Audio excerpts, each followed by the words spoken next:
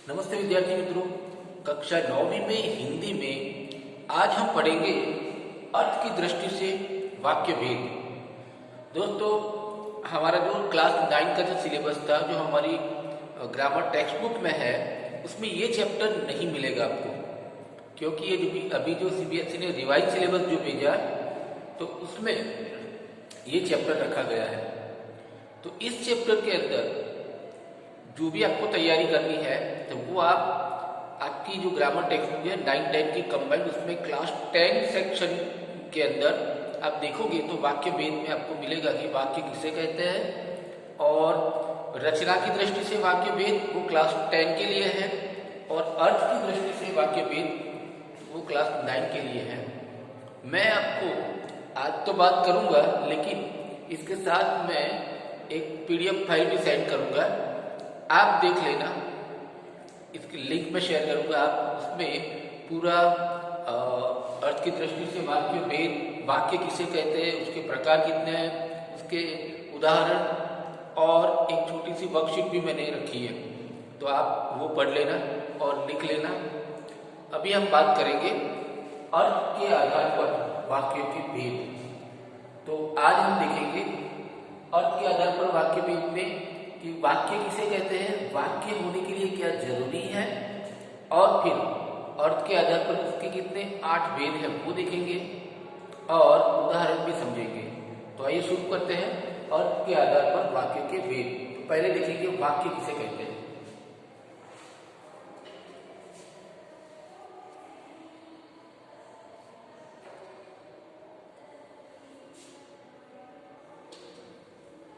तो वाक्य किसे कहेंगे हम कि दो या दो से अधिक पदों के ऐसे पारस्परिक मेल को वाक्य कहते हैं जिससे पूर्ण अर्थ का बोध हो।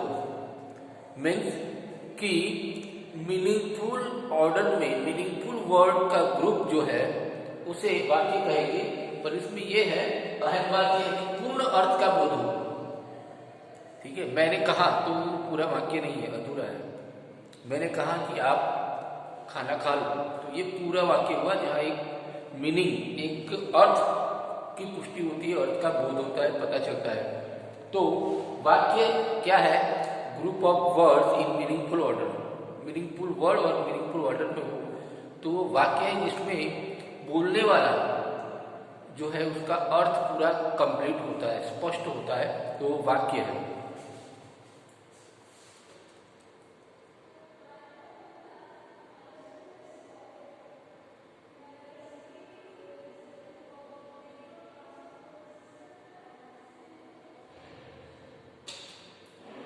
दूसरे शब्दों में हम कहें तो वह पद समूह, मतलब वर्ड, ग्रुप ऑफ वर्ड, वह पद समूह जिससे श्रोता यानी सुनने वाले को वक्ता के अभिप्राय यानी बोलने वाले का मीनिंग समझ में आए, उसका बोध हो, उसे वाक्य कहा जाता है। ये वाक्य के लिए जरूरी है कि वाक्य किसे कहते हैं ये भी पता होना चाहिए। तो पदों का समूह जिसमें श्रोता को वक्ता का अभिप्राय यानी उसका जो इंटेंस है वो पता चले, वो वाक्य है।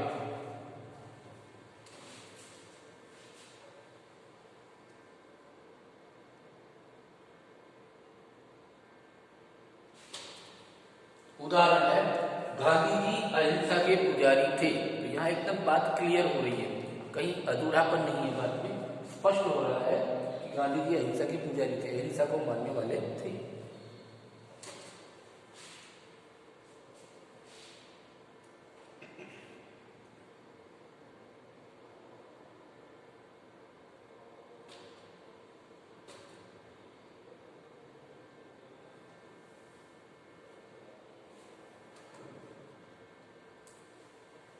अब देखिए दूसरा उदाहरण, अहिंसा गांधी जी के जी पुजारी थे। तो इसमें ये कोई मीनिंग क्लियर नहीं हो रहा है, ये सार्थक नहीं है, मीनिंगफुल नहीं है, तो इसे हम वाक्य नहीं कहेंगे। हम वाक्य इसे कहेंगे क्योंकि यहाँ बात क्लियर हो रही है। ठीक है, गांधी जी अहिंसा के पुजारी थे, तो ये वाक्य है और ये वाक्य नहीं है, गलत है।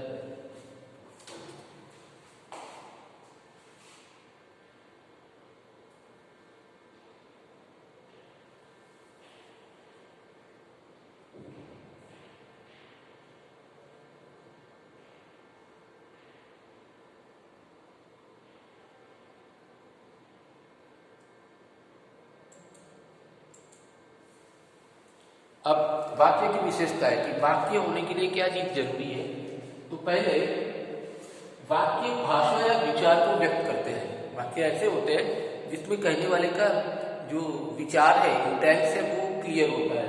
तो भाषा या विचार को व्यक्त करते हैं वो वाक्य है। वाक्यों की रचना पदबंधों या शब्दों के योग से होती है, ग्रुप ऑफ वर्ड से होती है। रचना किसकी? वाक्य की। वाक्य कैसे बनते हैं? तो शब्द पदबंध या शब्द के योग से यानी उनके मिलने से होती है। वाक्य में सभी पद व्याकरणिक नियमों से बदकर आते हैं। एक व्याकरण का नियम अंदर होना चाहिए कि व्याकरण का नियम, जैसे हम उदाहरण के रूप पर बात करें तो धोबी धोबी कपड़ा धोती है, तो धोबी कपड़ा धोता है आएगा, कपड़ा धोती है नहीं आएगा। तो यहाँ लिंग, वचन, टेंस ये सब जो है उसको ध्यान में रखकर के वाक्य होना चाहिए। तो व्याकरण के नियमों से बंधकर आते हैं। आगे वाक्य में शब्दों का निश्चित क्रम होता है। ठीक है, खाया मैंने कल आम, तो ये ऑर्डर में नहीं है। कल मैंने आम खाया, ये ऑर्डर में होना चाहिए वर्ड का। तो वाक्य में क्या होता है? शब्दों का एक ऑर्डर होता है, निश्चित क्रम होता है कि पहले नाउन आएगा, फिर लास्ट में वर्ब आएगा। इस तरह से वाक्य भाषा या विचार को व्यक्त करते हैं ऊपर। तो ये वाक्य की विशेषता भी याद रखनी है कि हमारे भावों को व्यक्त करते हैं और शब्दों के मेल से बनता है और उसमें व्याकरण के नियम होते हैं और उसका एक प्रॉपर ऑर्डर होता है। ऐसे ही जैसे तैसे जोड़ करके वाक्य बनते ही नहीं है। अगर जैसे तैसे जोड़कर अगर वो वाक्य बनाए तो वो गलत है। ठीक है,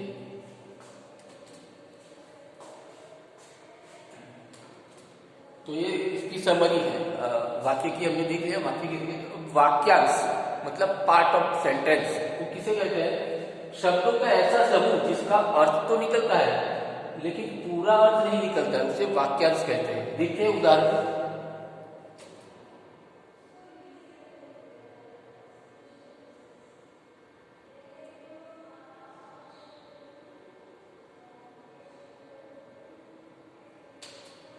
देखिए उदाहरण, पुजारी थे वहां बैठा बाजार से। तो पुजारी थे ये तो समझ में आया, लेकिन क्या क्या कहना था? पुजारी थे तो क्या, फिर वहां बैठा, कौन बैठा, कहाँ बैठा?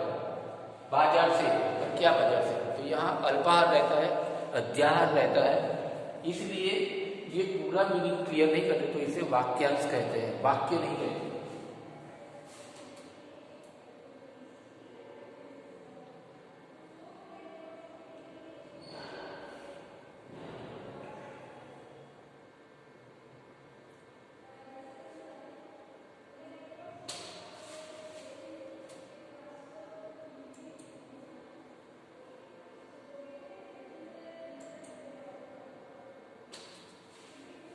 अच्छा, मैंने आपको पहले ही बताया कि क्लास 10 में रचना के आधार पर वाक्य है और हमारा क्लास 9 में अर्थ के आधार पर वाक्य के भेद है।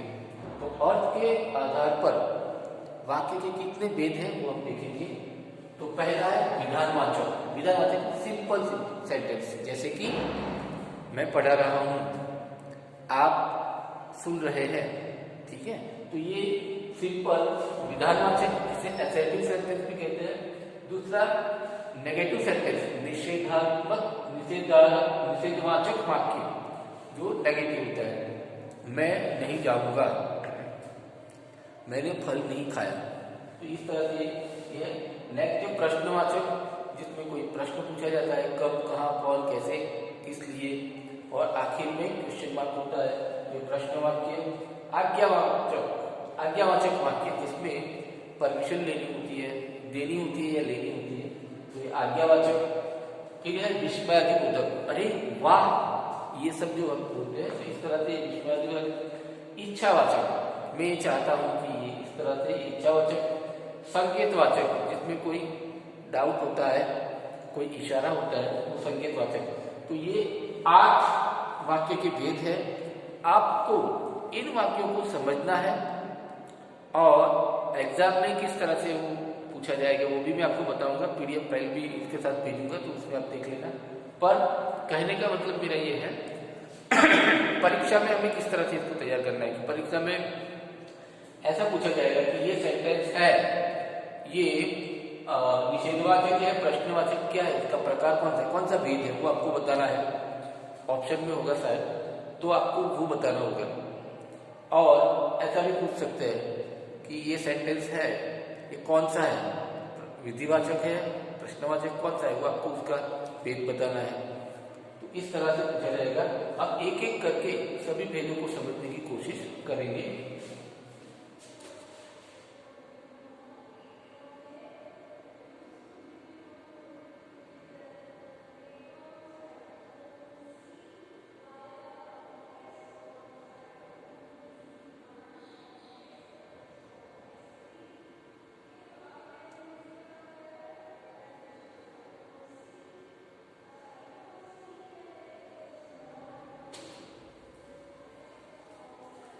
देखिए, तो विधानवाचक वाक्य किसे कहते हैं? जिस वाक्य के द्वारा किसी काम का करना या किसी प्रकार की जानकारी प्राप्त होती है तो उसे विधानवाचक वाक्य कहते हैं।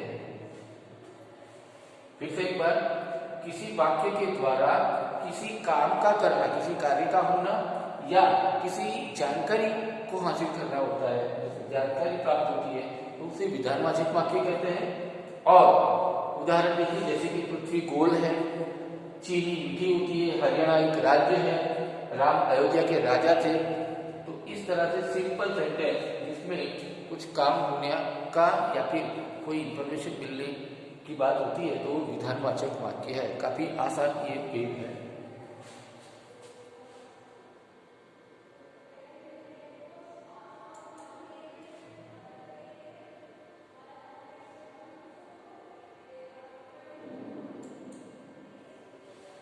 दूसरे भी उदाहरण है, रोहन अक्लमंद है, सोहन पुस्तक पढ़ता है, सुरेखा पत्र लिख रही है, सूर्य पूरब से निकलता है। ये विधानवाचक के उदाहरण है।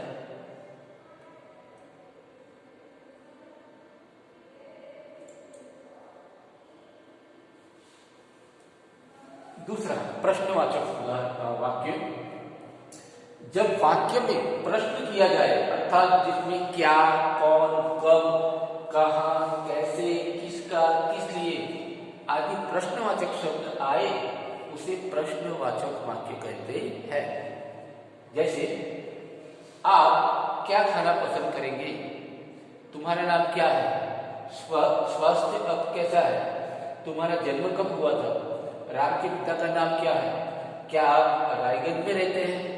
तो यहाँ हम देख सकते हैं कि क्या, क्या, कब, कैसा, क्या, क्या, ऐसे शब्द अगर आते हैं तो वो प्रश्नवाचक वाक्य है। और उसके आखिर में प्रश्नवाचक चिन्ह भी होना चाहिए। ठीक है, तो प्रश्नवाचक वाक्य है।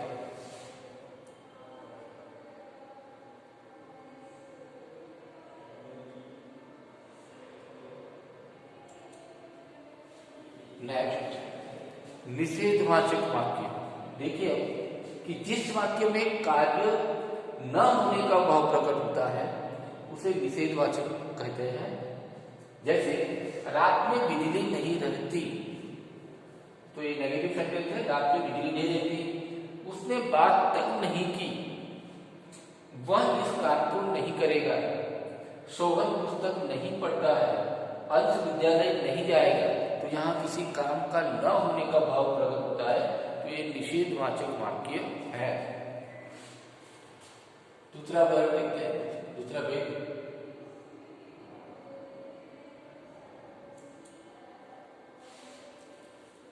आज्ञावाचक वाक्य।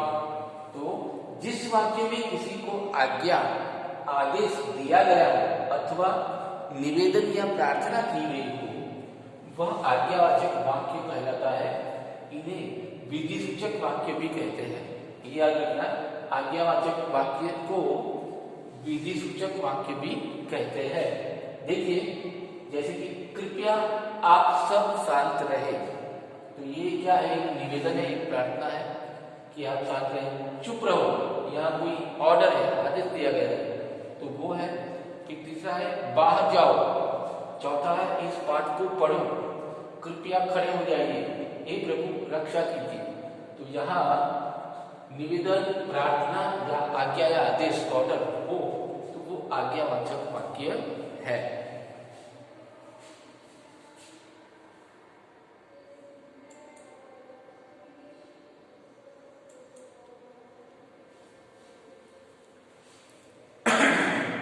अब आगे देखते हैं विधि विस्मयादिवाचक वाक्य। तो जिस वाक्य में विस्मय, सरप्राइज, हर्ष, प्लेजर, शोक, ट्रेजेडी, घृणा, इग्नोरेंस आदि का भाव प्रकट हो वह विस्मयादि बोधक वाक्य कहलाते हैं।